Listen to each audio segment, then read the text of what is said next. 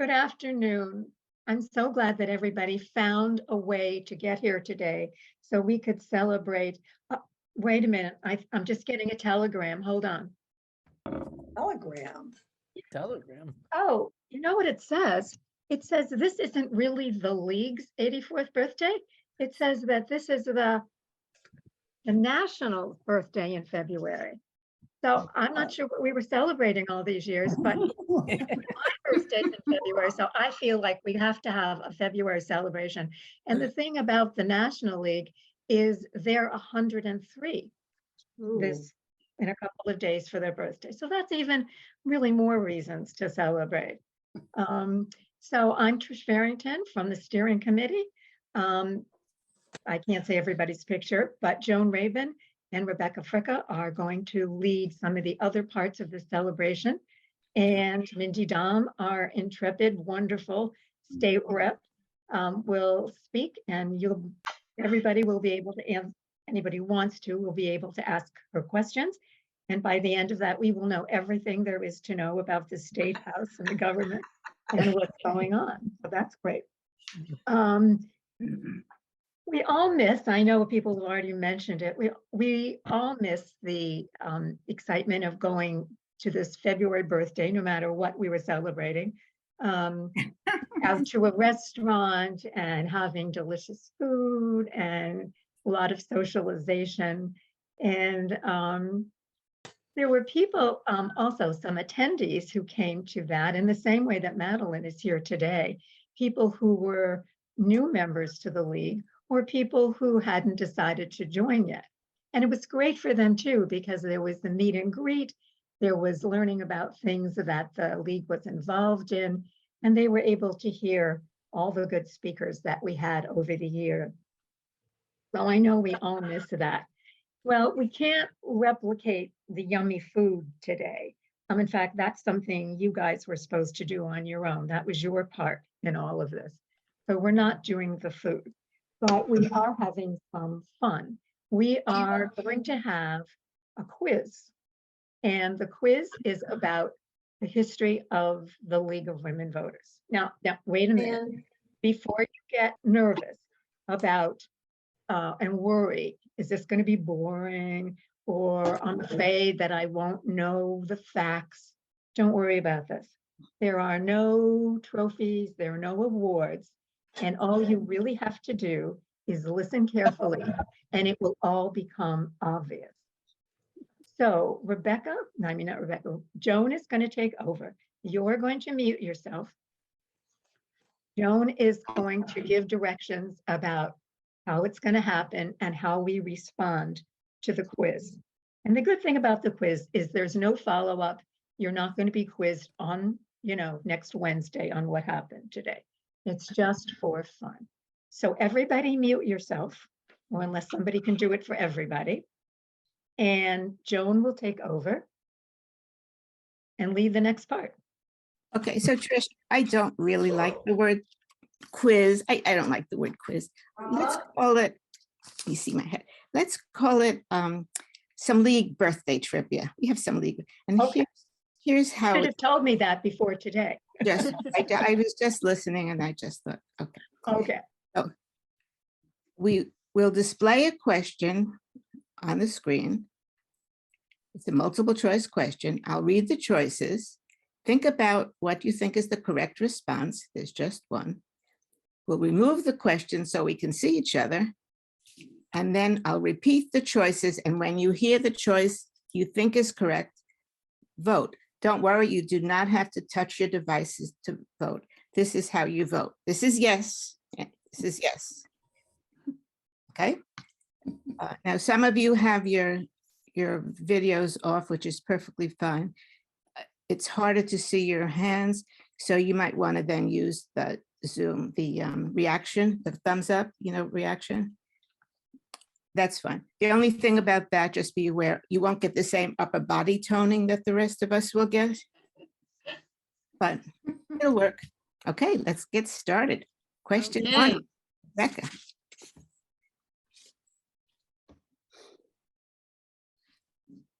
Okay, LWV is short for A, lots of weary vampires. B, lobby for witty vegetarians. C, League of Worried Voters. Or D, League of Women Voters. Got that? Okay. Who thinks the LWV is short for lots of weary vampires? Witty vegetarians. League of Worried Voters. League of Women Voters. It's a little hard to read consensus there. The answer is League of Women Voters, but you can make a really good argument that for the last couple of decades, a more accurate name is League of Worried Voters. Good job. Okay.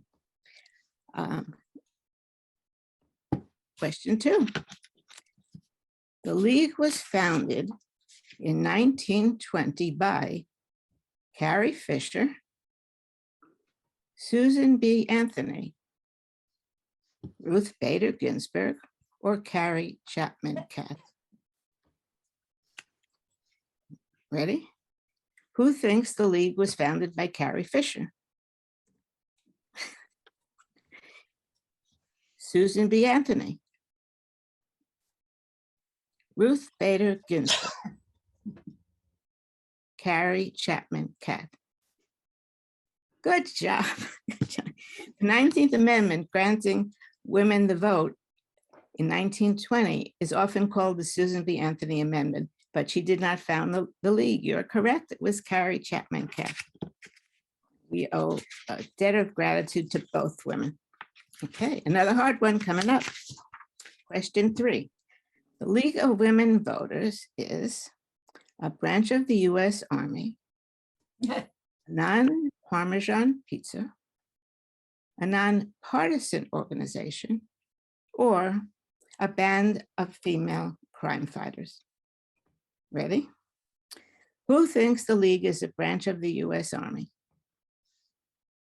Non-Parmesan pizza, non-partisan organization, a band of female crime fighters.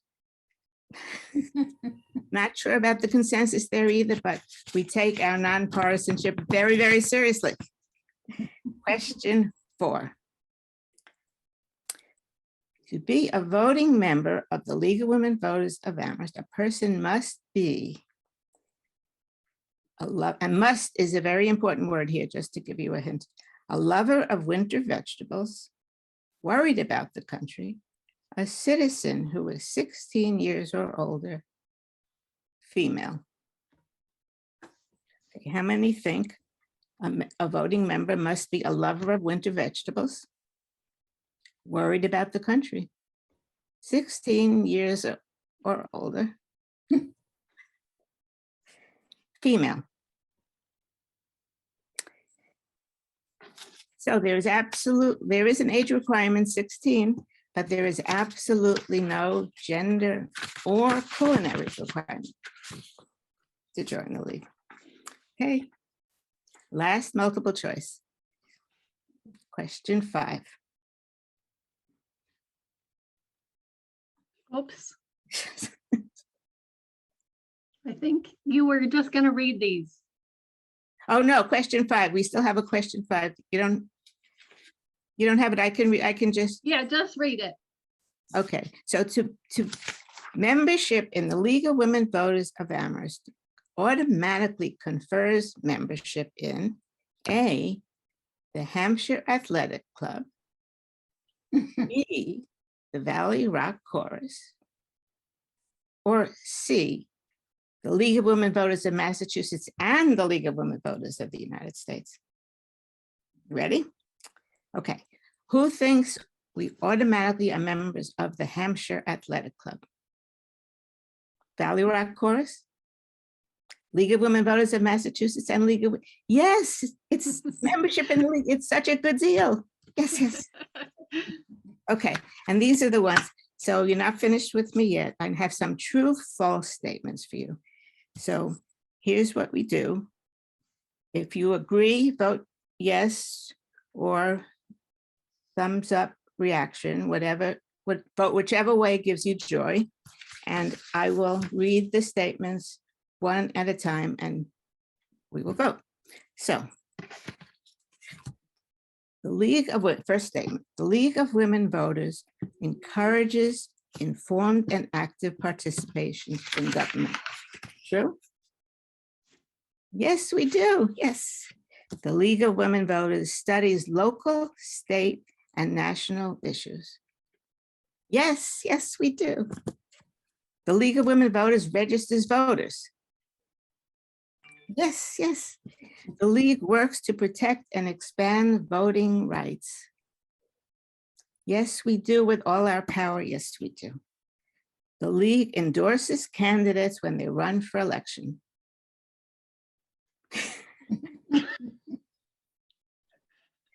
No, Adrian. No, we are strictly nonpartisan.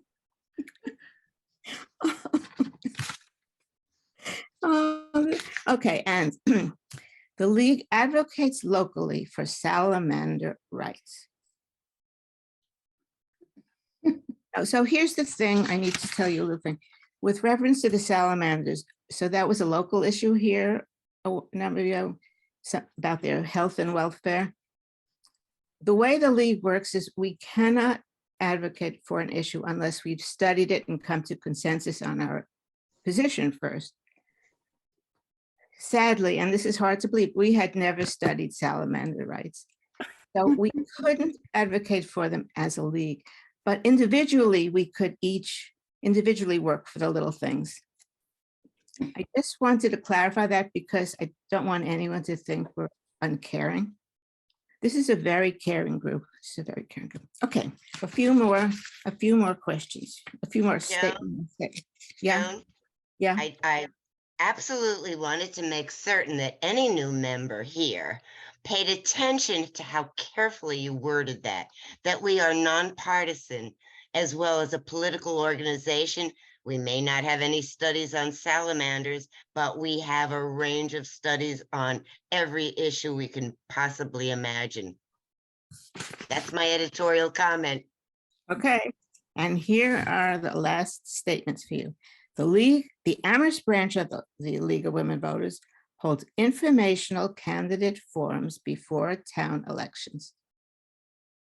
Yes, we do. Yes, we do. They're well attended too. The Amherst League of Women Voters sponsors civic action grants. Yes, you can go to the website and find out more about them. The Amherst branch staffs a hotline for frazzled college students at exam time.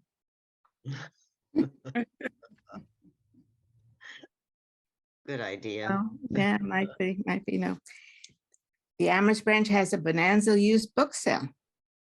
Ah, Yes, it's a town tradition. And finally, each year, the Amherst Steering Committee organizes trips to MGM Springfield, Foxwood, and Vegas to generate the funding for our work.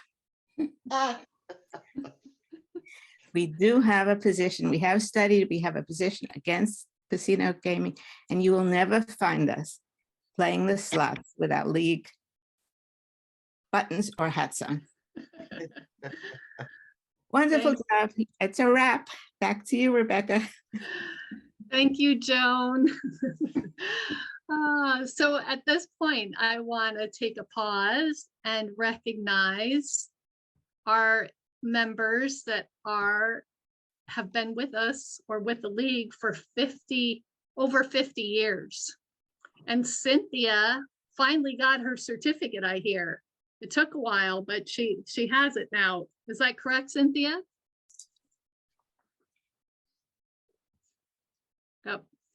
So I'd like to thank all of these people. They have been dedicated members for a long time, and they put a lot of work and effort, and many of them are still giving their expertise, and we rely on them for their expertise and their support.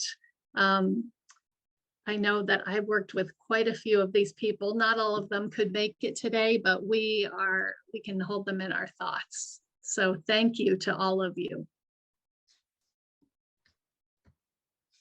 So at this point, I'm going to introduce someone. I'm very excited about this. Representative Mindi Domb. Most of us are probably very aware of who she is and some of the things that she's done. And I asked her if there were some things that she thought I should share with you, so that as a way of introduction. So in the last session, Mindi had the opportunity to be House Chair of the joint ENRA. I don't know if you say that a specific way, but ENRA, do you say ENRA? Okay, ENRA committee, which is the Environment, Natural Resources, and Agriculture. And when Rep. Domb, when the previous chair left the House, Mindi became the chair. She was previously the vice chair. Mindi knows many of us are very interested in the environment and farms, and Mindi's work on this committee is helping to frame some of her priorities this session. As many of you know, prior to taking office, Mindi worked on food security, income inequality, and served as the director of the Amherst Survival Center. But you may be less familiar with her decades-long work in the HIV epidemic, working in communities, drug and alcohol treatment programs, and jails. All of Mindi's past experiences help to inform her work on the Hill. So Mindi, we thought we would continue the quiz theme. I'm going to ask you a few questions and hopefully you can have some fun answering them. I encourage you to elaborate your answers if you feel so inclined. And let me just get the slide right. Okay. So here we go. Are you nervous?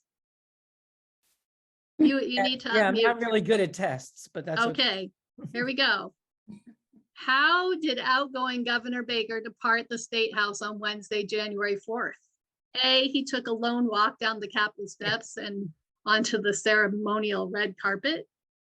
He was transported out a second floor window on a magic carpet, or he called Uber. Well, he took a lone walk through the building and there was a ceremonial red carpet. And I think in the past, I had heard that governors walked into the Common, which is like this beautiful idea when you think about it, that they're going from being His Excellency, the governor, walking out of the State House into the Boston Public Common and re-entering the community. But I think he went into an SUV right on Beacon Street and drove away. So I don't think he actually made it to the Common. But it was actually, I mean, some of you may have seen, I took pictures and put them on Facebook and Twitter of the red carpet being laid out. And, you know, I had never been to one before, so I decided I was going to go because I was staying in Boston overnight for Governor Healy's swearing in the next day.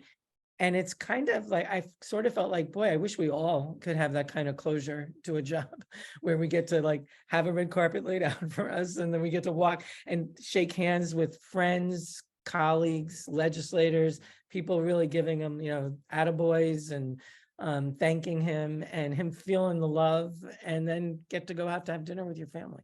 It's not bad. Not a bad way to go out.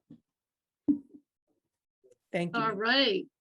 Next, it's hard to do both talk and screen. Okay.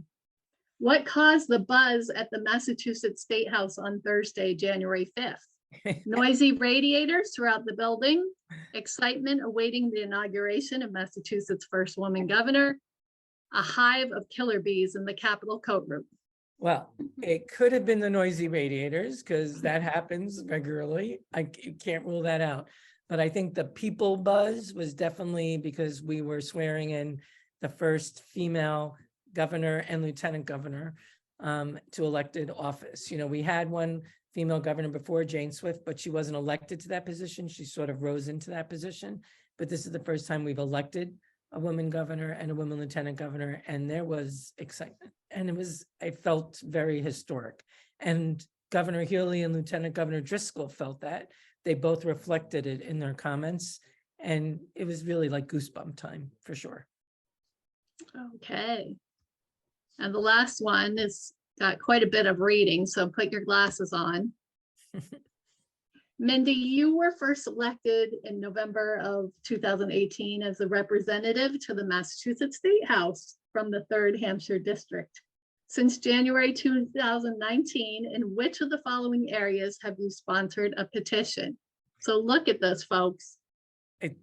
All of them, everybody. Yeah, all of them. And some of them I'm the main filer on it, meaning that I filed the bill and then other people co-sponsor or support it. And Wait, Mindy, you're jumping the gun. Look, you have to look sorry. at this. Sorry. Oh, I'm None of sorry. the I didn't know you were above. giving the answers. Sorry. Go ahead. 1 or 2 per year, or all of the above. So you knew right away. Go Yeah, ahead. all of the above. And Yeah. you know, part of that is because I come from the 3rd Hampshire. I mean, I think, you know, it's not just because I have interest in all those areas, but I really identify that the district has interest in all of those areas. So I represent, you know, 3 higher ed campuses, which means anything that affects students in public higher ed, I'm going to be involved in.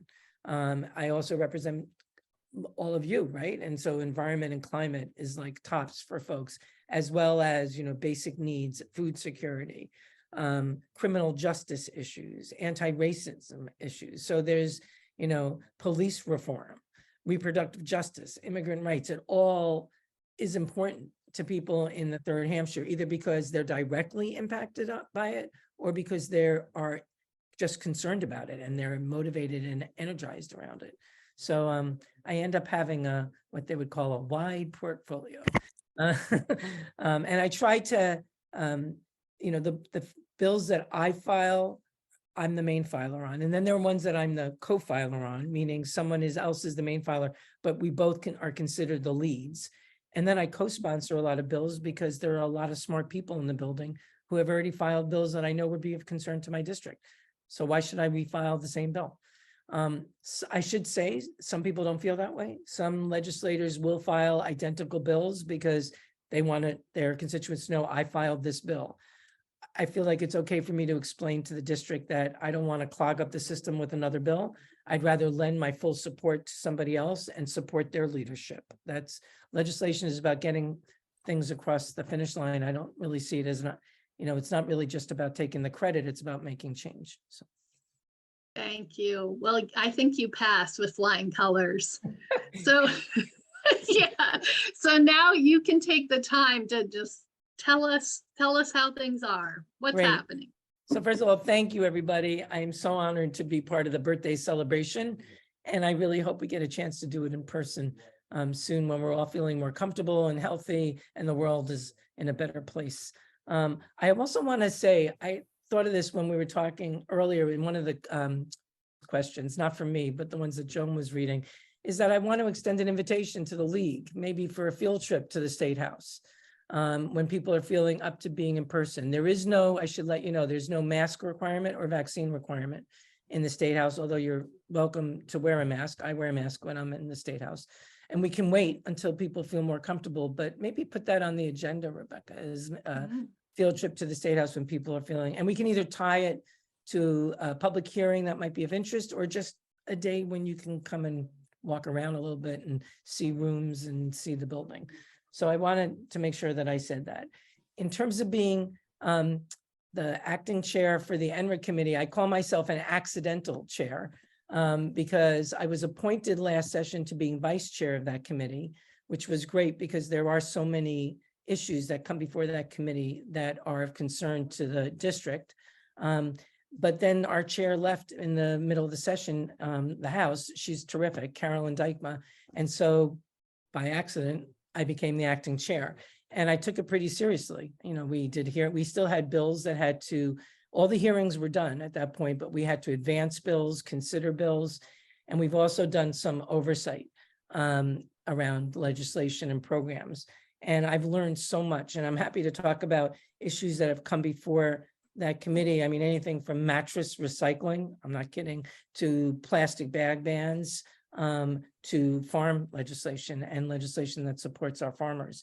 And so as a result, what Rebecca was saying was true. I've sort of filed a couple of bills this session that have to do with farms and farmers, because I recognized there were some gaps because I was in that role and I wanted to fill them. So some of you may know about a program that the state has with municipalities called an MVP program, or Municipal Vulnerability Preparedness.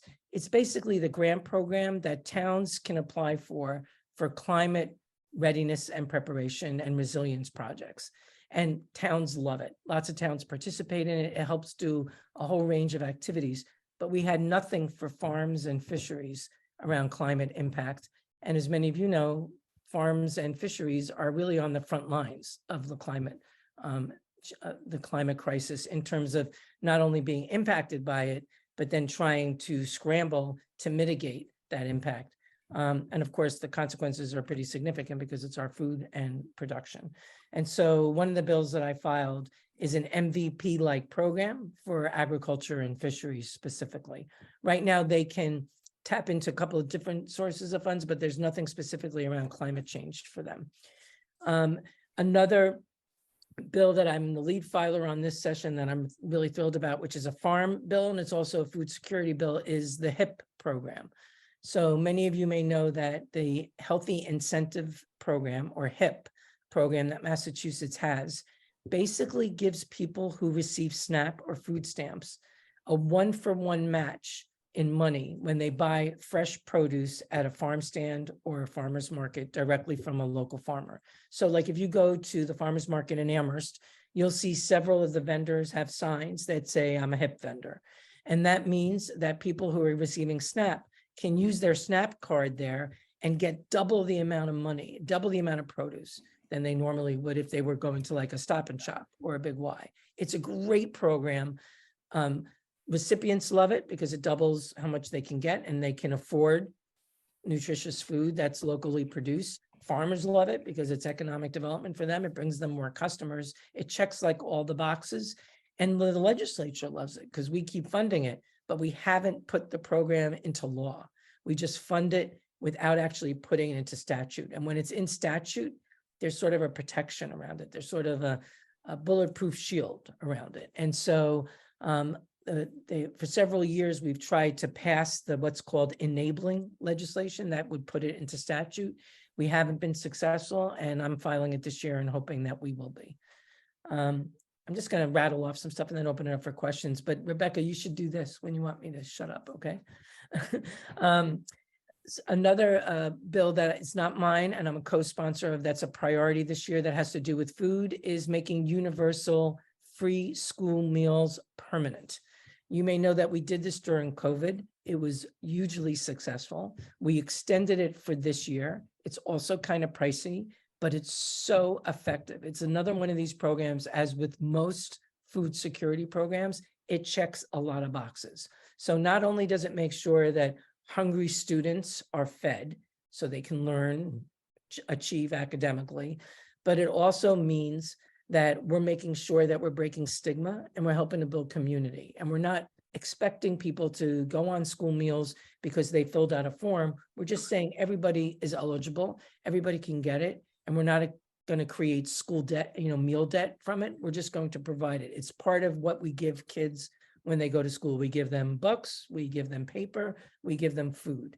And I love it because it not only feeds kids and relieves some of that economic pressure on families that are already feeling that heat from the cost of food, but I also love the fact that it treats everybody the same. And so if somebody is hungry, they're not being singled out for a school meal. They're sitting next to somebody else who may not be struggling around food, but they're also getting a free meal. And so there's a bill that's been filed by a terrific youngish rep, Andy Vargas, and it's to make universal school meals permanent. And I had the honor of joining some colleagues and going to Washington in September for the White House Conference on Hunger and Health that Jim McGovern was so incredibly instrumental in launching. And, from Massachusetts, those of us who are there, legislators and advocates, we're kind of feeling all full of ourselves because we got the HIP program and we made universal school meals and we've got all this great stuff. And Chef Jose Andres from the World Chef's Kitchen sees us afterwards, and he sees we're a little pumped up with, we're doing great. Everyone's looking at Massachusetts for leadership. And he's like, that's what you should be doing. You shouldn't feel proud of it. I mean, that's the minimum of what you should be doing. And we immediately, all the legislators were like, brought down a notch and realized he's right. And we have to make universal school meals permanent. So that's a real priority for those of us, especially who are in that conference. The other bills I just wanted to touch on, if I can, that may be of interest. And as you know, the legislative session is 2 years, but every year we do a budget. So there may be something that you're interested in. If you want to ask me a question of that, may fall either in the legislative bucket or the budget bucket. The budget has already started to happen. The House will vote on the budget in late April. The Senate does it in late May, but legislation has already started. And so we all had to file bills by January 20th, which is really quick. And then soon, they haven't done it yet, they'll appoint everybody to committees, and that's what stands up the committees.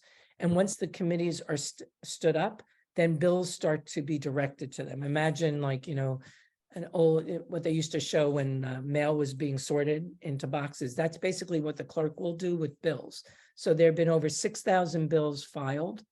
And once those committees stand up, all these bills will go to individual committees, and then those committees will start the work of reviewing all the legislation. And in Massachusetts, every bill gets a public hearing.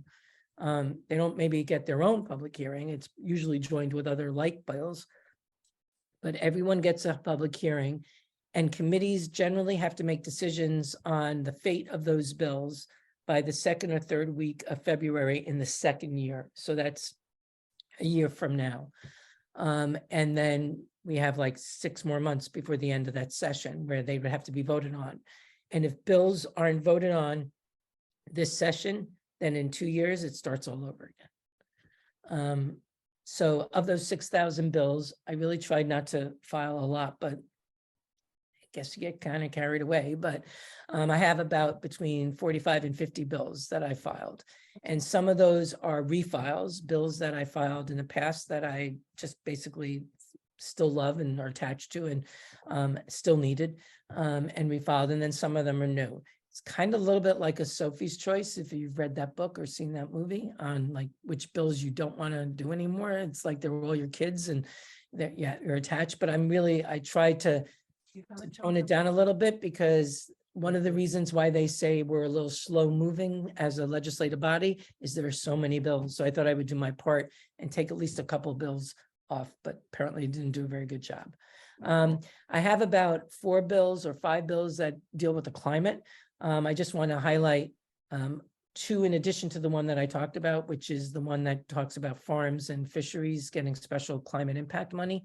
I have one around climate science education in schools, especially looking at professional development. So it sets up a trust fund that would be used for training, curriculum development, and resource development for teachers to be able to implement climate science K through 12.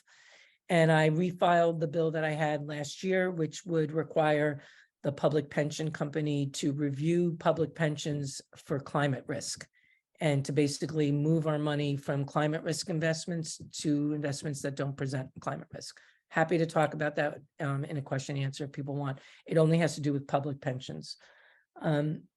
And if I can, I just want to point out that on the food issue, I refiled with Andy Vargas a hunger-free campus bill, which would address college student hunger. And with college student hunger, I'm also going to be filing a bill around open educational resources, which is what we try to do to relieve the cost of textbooks.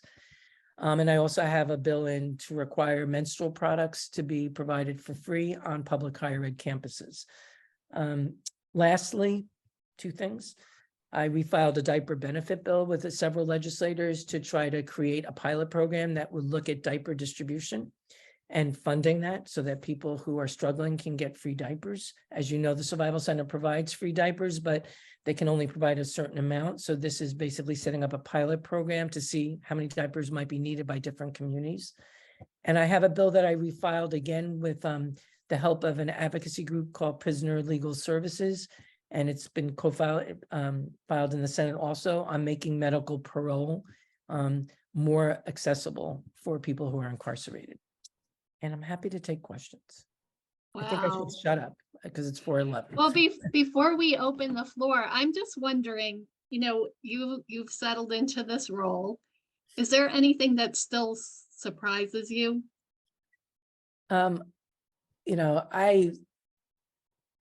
It doesn't surprise me anymore, but it's like very reassuring how incredibly smart my colleagues are. I'm being honest with you. I just feel like, the legislature is really filled with people who are, for the most part, really empathetic. That's why they're elected officials. They're moved by people's stories. They want to make life better for people in Massachusetts, and they come up with such smart ways of doing it in legislation. So I know that may not be what you're looking for, Rebecca, but it doesn't necessarily surprise me. It's just very reassuring to me now. I don't, in the beginning, I would co-sponsor bills and say, damn, I wish I had thought of that. But now I'm like, wow, look what they thought of. So, that's a beautiful thing, actually. And that goes for a lot of the colleagues from Western Massachusetts, as well as across the state. Great, thank you. All right, so I see the hands up, but I don't know what order, so I'm just going to start with my screen. Nancy Eddy. Oh, thanks, Rebecca. Actually, I think I was the third hand, but I Oh. appreciate that. Age has its rewards, right? Mindy, where are we with the town's charter, which in fact encouraged ranked voting? And I'm not sure that the league has a position on ranked voting, but it's something I'm very interested in, and I'm wondering whether or not that is coming before the legislature. Oh, it will. Thank you, Nancy. That has to be a home rule because in Massachusetts, as some of you may know, municipalities really don't have that much authority to do a lot of things on their own. They got to come to the legislature and ask for permission. That's a whole nother issue because there are some things I think that towns are required to do home rules. This might be one of them that I think it's ridiculous that they have to come to us to get permission, but that's the way it is. So the town, as many of you may know, has, when the new charter was put into place, set up a commission that would look at ranked choice voting and also charge that commission to come back with a plan like that where it could be implemented. And so the commission did that. They were a little late with it, but not too late considering COVID kind of came in there. And they recommended a particular kind of plan, which then became the basis of a resolution that the town council passed to be able to give me basically legislation to file as a home rule to allow Amherst to use ranked choice voting in local elections. And ranked choice voting is when you have to get more than 50% of the vote to be able to win. And so if there's, let's say, 3 people running for one office and the top vote getter got 35%, then the bottom vote getters' votes would go to the top until they get to the 51% benchmark. So it's viewed as one way to make sure that someone with like 20% of the vote doesn't win because there may be a big field, but it's also really viewed as a way to get diverse candidates to run and to make sure that people who are elected represent their communities. So Amherst provided this home rule to me last session, sort of late-ish in the session. And if you remember, last session, we did a voting bill in the legislature. Some of it was a little controversial, particularly the part around same-day registration. And so I don't think there was a big appetite to take on additional voting legislation, including home rules. I made it very clear to everybody that I could think of, the chair of the committees, leadership, this was critically important to my district. And I've refiled it this year and will continue to make that case for Amherst. And what's interesting about this is someone recently asked me, well, what if you were asked to do a home rule on something you didn't agree with? What would you do? And so this is how I look at it. Part of my responsibility is filing home rules. That's not a judgment call as far as I'm concerned. It's towns rely on their legislators to be able to file home rules so they can do the things they want to do. And I feel like legislators should be doing that. The judgment call is how much do I put behind that particular home rule? Like how much do I actually go out on a limb and say, and heartfelt support? So when this person asked me, I think they were asking because Amherst is planning a couple of more home rules this session.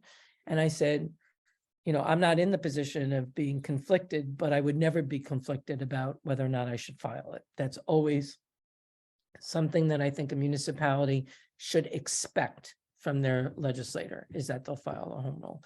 So we'll be filed, it is refiled, it's a House docket. It'll likely be sent to elections this year, even though I would have preferred municipalities because I think it had a better chance at municipalities.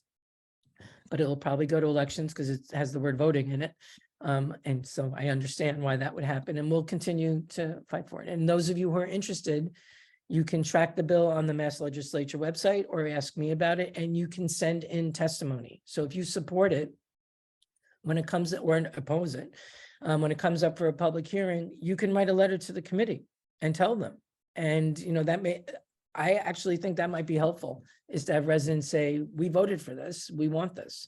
But, you know, please be in touch with me if I can be helpful with you. And I'm going to, in the chat, I'm going to put some links, including my email, so that people can email me directly.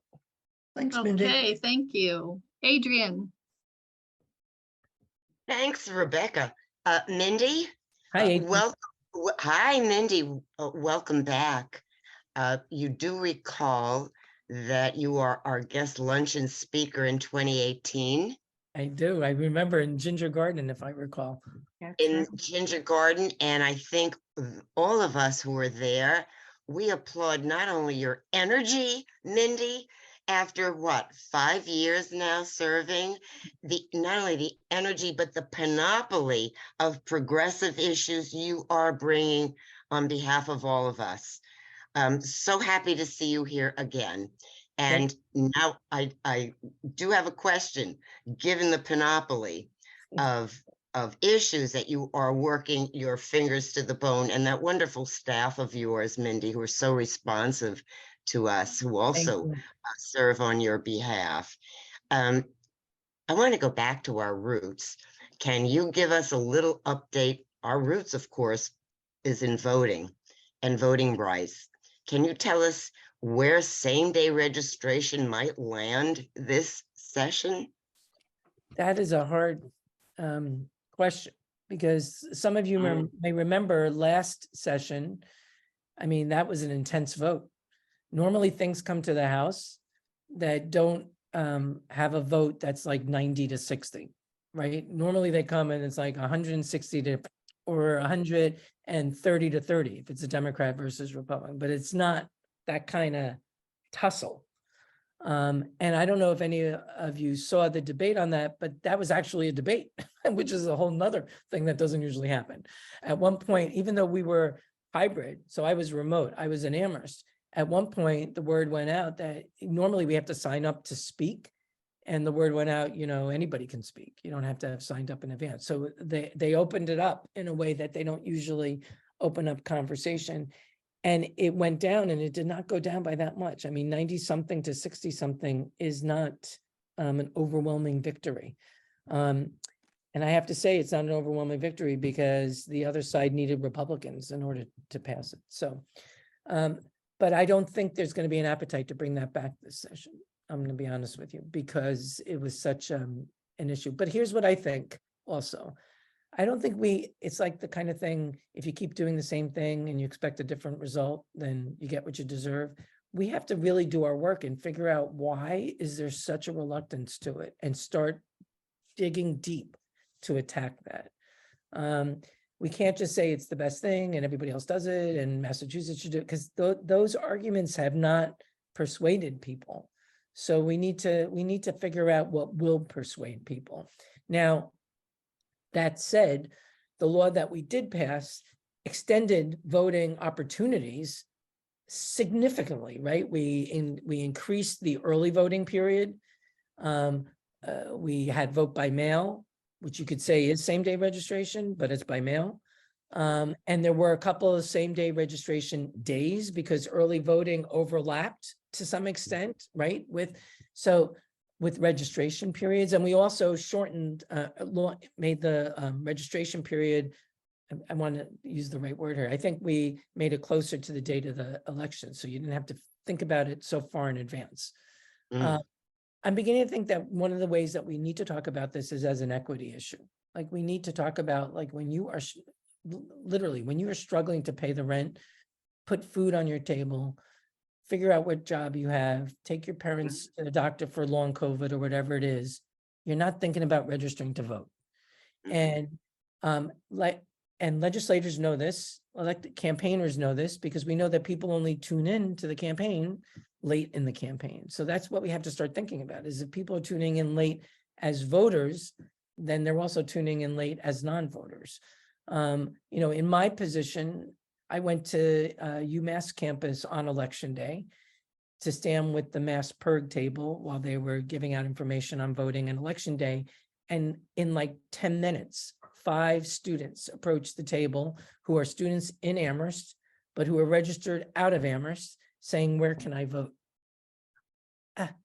So, they couldn't vote. They couldn't vote in Amherst because they were registered in Franklin, or they were registered in Revere, or they were registered in Boston. So I'm going to try and do a better job of working with students on the campus about figuring out what's the best way to get students to vote. Is it to make sure they're registered in Amherst and get them to vote in Amherst? Or is it to somehow work with the university to communicate with them early enough to be able to get absentee ballots? Because they also couldn't use mail-in ballots from Amherst for Revere or Franklin. So how do we go about maybe making the mail-in vote work for us in that way? So we'll see. Thank But I you. hope it's coming back. I'm Thank you. sorry to say.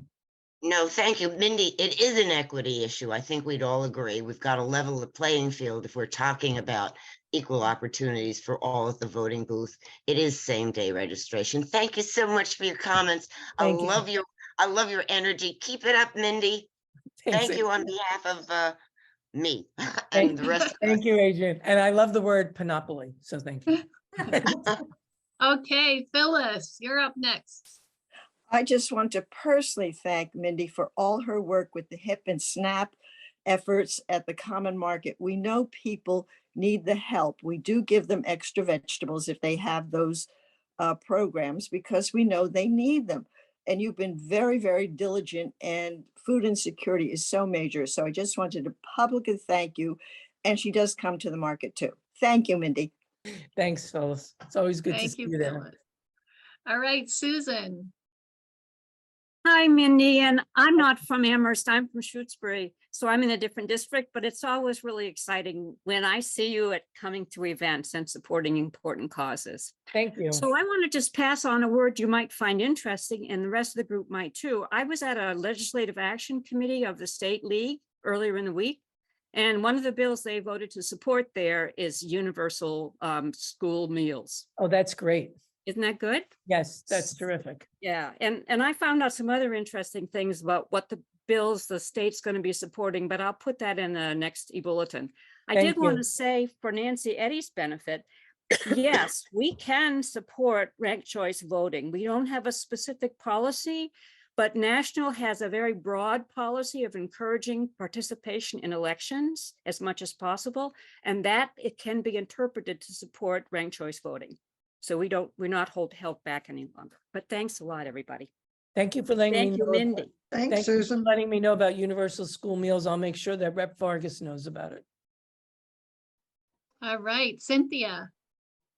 Oh, okay. Can you hear me? Yes. Hello, Oh, good. Cynthia. Hi, Mindy. I'm curious to know, I've several things you talked about, like climate education for teachers.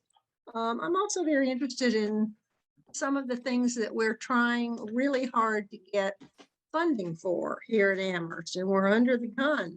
We're struggling, like the library or the school. I'm very interested in a new senior center. How do we tap in? I mean, just in general, how do we tap into state funding? Where do we start and how do we go about it? Well, there are grant programs that are available for individual specific kinds of things. But in terms of the big grant programs, Amherst has already tapped into those for both the school and the library. So the library has gotten funding from the Massachusetts Board of Library Commissioners. We're trying, Senator Comerford and I are working with legislators from other districts that have also gotten that funding to try to get more money, because the money that was allocated may not actually meet the inflationary needs of construction that are now happening for these projects. And the school can tap into what's the MSBA, the Massachusetts School Building Authority. And what we were successful in the past couple months doing with the MSBA was having them increase the amount of money that they would be reimbursing per square foot. So that did result in additional money for Amherst.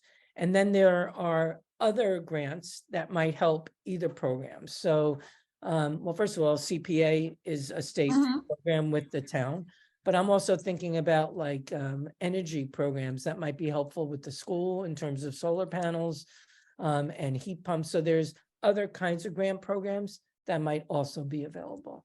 So I think, you know, we're here as a resource to help the community figure out where to go. We're also directly, and I want to say we, because Senator Comerford is a real partner in this, actively advocating with the state to get more money.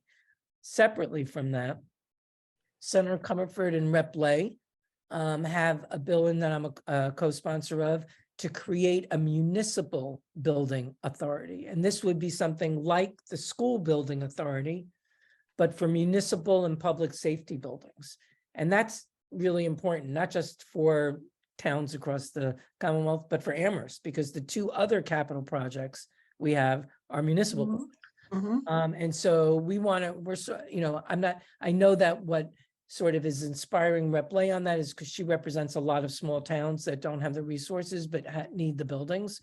Joe represents those towns as well as towns like Amherst, who have these other buildings in the queue that are going to need that. But that legislation was somewhat successful last session, but it did not pass and cross the finish line, but it did sort of move through the process. And I think this year, hopefully we'll be able to get it across the finish line. And Maybe so that program, if it passes, or that funding would be something that the town could tap into for DPW and fire station Yes, for building. competitively, like they'd have to go up and with Right. competitive grants against other towns. Okay. But I think that's what's available to folks. In addition to, you know, the town is doing what they need to do to raise money through a debt exclusion, right? Because in Massachusetts, the towns are limited to taxing 2.5% on the property. If you want to go over that, there's certain rules that you have to follow. Part of that is a debt exclusion for a designated purpose for a specific period of time. And I have to say that I was surprised to see the Gazette headline that said, you know, $500 a year, because first of all, it's not the case for everybody, but also it's $1.50 a day. And I, as a taxpayer in Amherst, I'm choosing to focus on the $1.50 a day. That's a good idea. Good. All right, Thank thank you. So I see Bonnie is up next, then Diana, and then Kathleen. So Bonnie. Hi, Bonnie. Ha, unmute. Thank you for being here, Mindy. This is great. A pleasure. As I'm sure you know, one of the hot issues in Amherst is the reparations issue. And the league is sponsoring a wonderful series called the Stolen Beam series, doing a lot of readings about reparations. And I think there's 3 different groups in Amherst working on that reading series. Plus now I see Northampton has a reparations committee forming possibly. So in general terms, is there any action at the State House to have a statewide reparations study? I think Boston has something going on. Boston does. I saw that Mayor Wu this week announced a committee. I think there may be a commission. Somebody may have filed a bill. Maybe I can find out before we end this meeting. Somebody may have filed a bill creating a commission to study reparations. I'll try and look at it. I'll try to do double duty before we hook off. But there's that. I'll confirm that one way or the other, Bonnie, either during this presentation or I'll let Rebecca know and she can send word out to everybody. I might be able to answer that question, but go ahead, finish. Okay, great.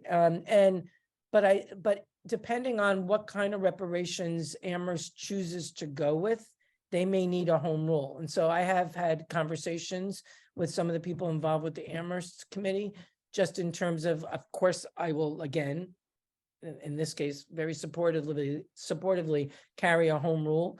But if they wanted to provide, let's say, direct cash to individuals, that would require a home rule. I might urge the committee to think about alternatives to that, just in case, so it doesn't delay them, because it requires the state to approve it, and that could take time. But I haven't seen any other legislation. And I think, Kathleen, maybe you know, is Senator Miranda filed legislation to create a commission on reparations? I think I saw that she did, but I'm not sure. I think so, and I'm working with a couple of groups of people in the Massachusetts area who are working on reparations specifically. Ask letter has been written and is on its way circulating to be sent to Governor Maura Healey, asking her to create by executive order a commission to study and develop reparations plans. We're also working with the Black and Latino Caucus to encourage them to develop a reparations committee to support to support a commission to study and develop reparations plans. But as far as I know, the Black and Latino Caucus and Liz Miranda has not yet explicitly drafted legislation reparations commission, but it's in the works. I think I may need to contradict you only, but Okay. but I'm waiting. My phone is being slow. If I do, I'll put it in the chat. It looks like there has been a bill filed. I just want to make sure it's this session, called an act establishing, oh, there we go. An act establishing a commission to study reparations in Massachusetts. Liz is the filer. Okay. But I've learned that because I'll be co-sponsoring that. I think, Okay. you know, people don't like commissions. I do like commissions. I think commissions sometimes allow legislation to be developed that will pass, because basically it'll be the process of the commission vets the legislation, has people talk about the pros and the cons. And so the recommendations often become the basis for legislation. And so that was going to be my question about reparations and your willingness, ability to support a legislation around reparations.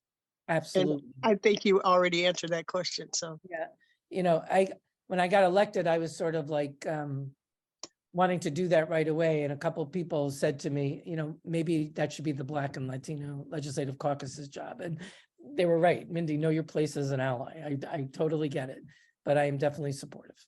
well, sometimes allies need to be at the forefront, like the ones here in Amherst who drafted the bill for Amherst reparations. Was done by white people and not by the Black community. Yeah, I just want to make sure that I'm supporting leadership. Yeah, very good. I just put the bill number in the chat. Thank you. So Kathleen, you feel like you had your question answered then? Yeah. All right, thank you for your input. Diana. Okay, I think I'm unmuted. Yeah. I asking Mindy about something she knows I'm very much a supporter of, which would be single payer healthcare. And I'm sorry, in the slide you had of all the things that you're working on, it went by too fast for me to check on that. And I'm concerned because I think it's always ignored. It never gets out of committee. I think the fact is the healthcare system as it is now hit poorer people more because during COVID, they were less apt to go to a doctor because they couldn't afford it. And it's also an issue in terms of we're losing doctors because they are just overworked and leaving the profession. So I really think that it would be wonderful if the mass care bill, which I don't remember the number, I'm sorry, came out of committee and got a chance to get a vote. And there were a number of non-binding ballot questions that ran this year. And every single one of them was supportive of a single payer healthcare system for Massachusetts, which is amazing because some of them came from districts which are not progressive.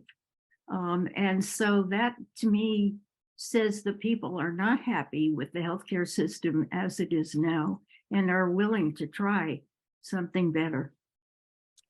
Thank you, Diana, and thank you for your leadership on this. As you know, I'm a co-sponsor of the bill, and many of us from Western Massachusetts are.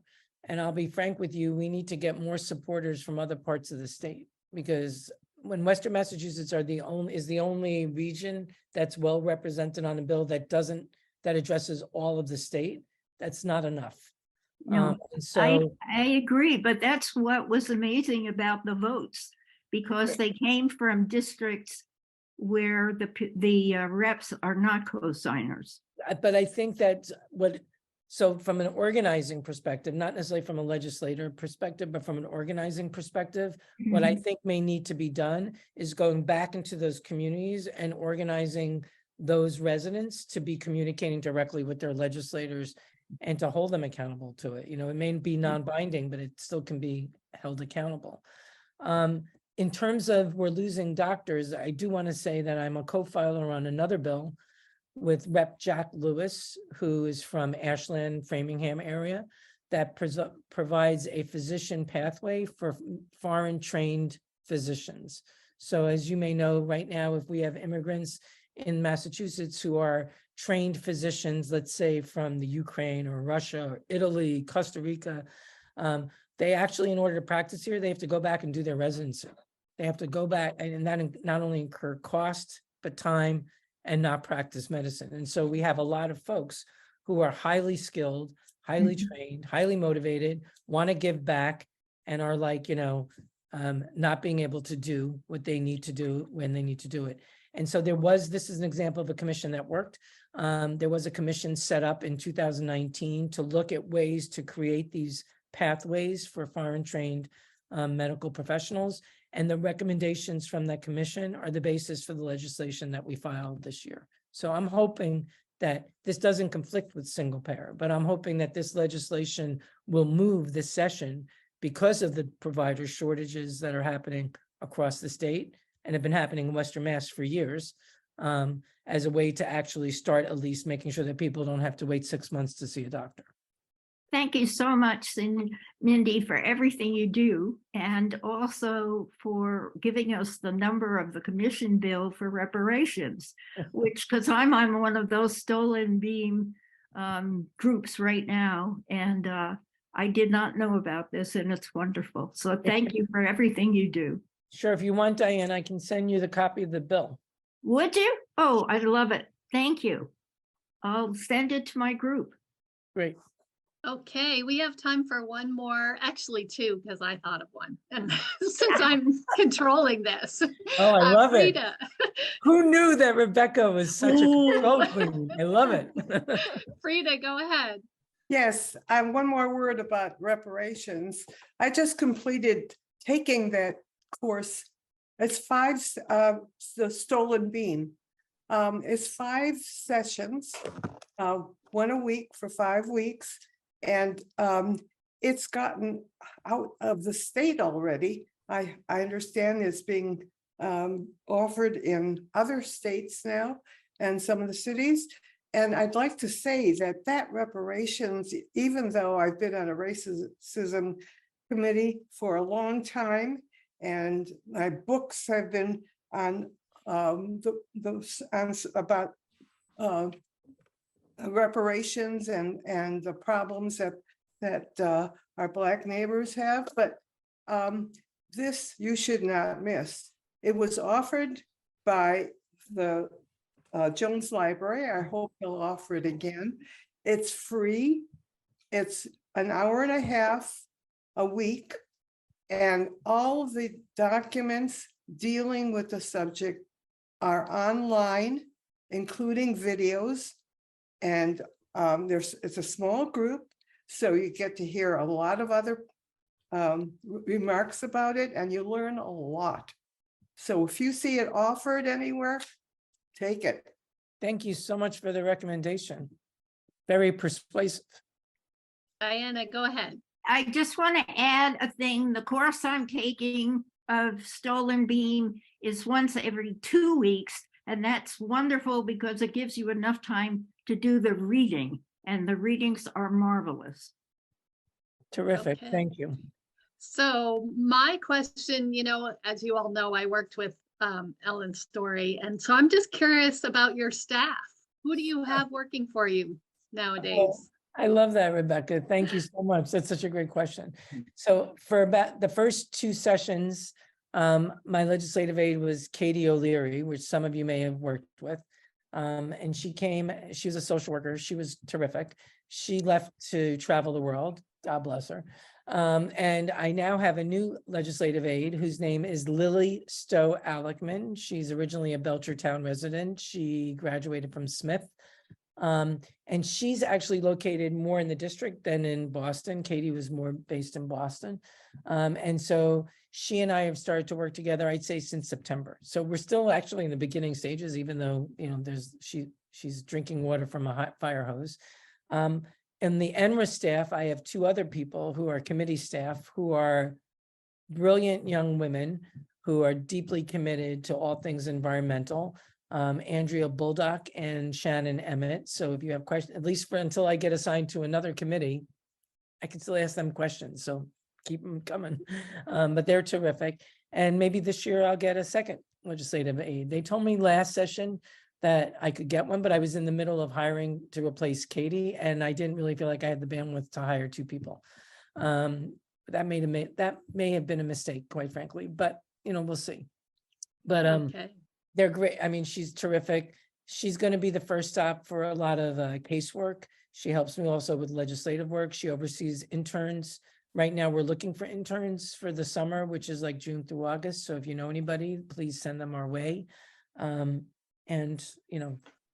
really lucky because I feel like I have staff people who are respectful, who come from the same kind of perspective that I do in terms of working with people and representation. And I'm just lucky. So far, so good. All right. Well, Thank thank you for you asking that. all. Thank you, Mindy, so much. I'm going to turn it over to Trish because she has some final words, but let's give a hand for Mindy. Thank you. Thank you so much. This is such a pleasure to be with all of you anytime.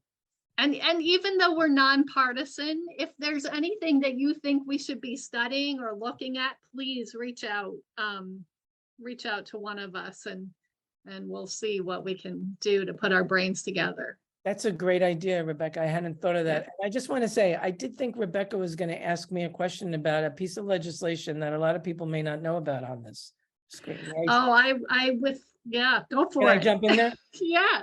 There's a bill that talks about alternatives to burial. Oh, yes. Did you know I was going to say that, Rebecca, or did you? Yes. Yes. Sometimes people call it, this is not a very respectful way of calling it though, but they do call it human composting, but it's environmentally friendly burial. And there is a bill that was filed by Rep. Lewis, the person who I have the physician pathway bill with, and also Representative Natalie Higgins, who's from Leicester. And this is a really interesting bill. And because of Rebecca's involvement, I study this bill, and I'm likely going to be a co-sponsor of it and a supporter. Because she's talked to me about it, and not that many people do talk to me about alternatives. No. No. Well, thank you for considering that, and the redefinition of cremation also. Right. Yeah. Yeah. I have one more question. Please go ahead. What's happening with death with dignity? Oh, great question. That bill has been refiled by both Representative Jim O'Day and Senator Comerford. They're the lead sponsors. In fact, I think there's a legislative briefing on it this coming week. I hope we'll get a better feel in the legislature about what the opposition is this term. But as you may know, last session, I believe there was editorials in favor of it. There was a lot of momentum for it. So maybe this is the session we cross that finish line. Okay. All right. Well, we'll turn to Trish, and maybe Trish, you can have some uplifting. Well, I knew Thank there you. would be a question on our trivia thing about salamanders. I could have predicted that. There always is somehow that, for those of us to remember it. And of course, I'll say thank you to Mindy again. But I mentioned before about the other in-person events were so festive. And I have to say, I feel like this was festive in its own way, in that we weren't together and we didn't have delicious food.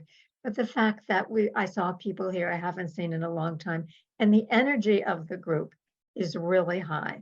And I think we're wonderful, and we continue to, no matter what the circumstances are, the league continues to figure out a way of how to do what we want to do or what we have to do.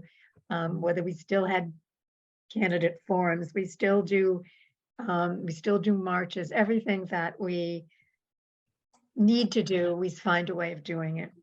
And so that leads to that's part of the energy of the group of people who are here. And I was going to make a comparison, as I did before at the beginning, about people who were new to the league or might join, about all the reasons. But I think everybody here, and I think Madeline's actually signed off that, and we already have someone's going to get in touch with her. So we're all just the good old people who keep up our energy. So there's no sense of that. The things that are coming up, the Judy Brooks conversation series, there's one this Tuesday with Whitney Batista. She's the director of the W.E.B. Du Bois Center at UMass. And I did that in my letter in the last bulletin, but those are wonderful, sponsored by the Racial Justice Committee. I have enjoyed every single one. They're enlightening. The speakers are fantastic. And if you can't go when they're live, they are recorded. And if you go to the website, our website, the one that got you here today, then you can look them up and see them anytime at your own convenience. So I really recommend them. They're monthly. And did you know that the book sale committee is already at work? Yeah, it's going to be a book sale again, and talk about high energy and excitement for what is coming. And Leslie, you better get well quickly, because you're going to be needed for that. And that's something that brings all of our league, almost all of our league members together. So you need to know there is going to be book sale. There is going to be a planning committee meeting soon, and you can get in touch with Susan Millinger if you want information about that, if you haven't heard from her already. And Kathy Campbell, thank you very much for being our tech person. I don't think we could ever do this without you. You're really wonderful. We count on you for all of it. So listen, have a nice meeting, everyone. I would And like to make a thank you. couple of corrections. I would like Oh, to make sure. a couple of corrections. Go for it. Yeah, so Whitney's last name is Battle Baptiste, Didn't I not say that? not Baptista. Oh, It's I'm Bap- sorry. And Du Bois is Du Bois, Wow. not it's Du Bois. Du Bois, okay. Yes. Not Dubois, it's Du Bois is what he says is the correct pronunciation of his last name, Du Okay. Bois. Okay, Thank thank you you. very much for telling me that. Everything I get is in writing, so. Yes. Anyway, anybody else have a question or comment about anything? Let's keep our energy going. And next year, we're going to be in a fancy restaurant with somebody waiting on us, and we can all get together and see each other in person, and maybe even, I want to say hug, but who knows what will happen. But we'll hope for that next year. Anyway, have a good evening, a good weekend, and we'll see you soon. Thank you. Bye-bye.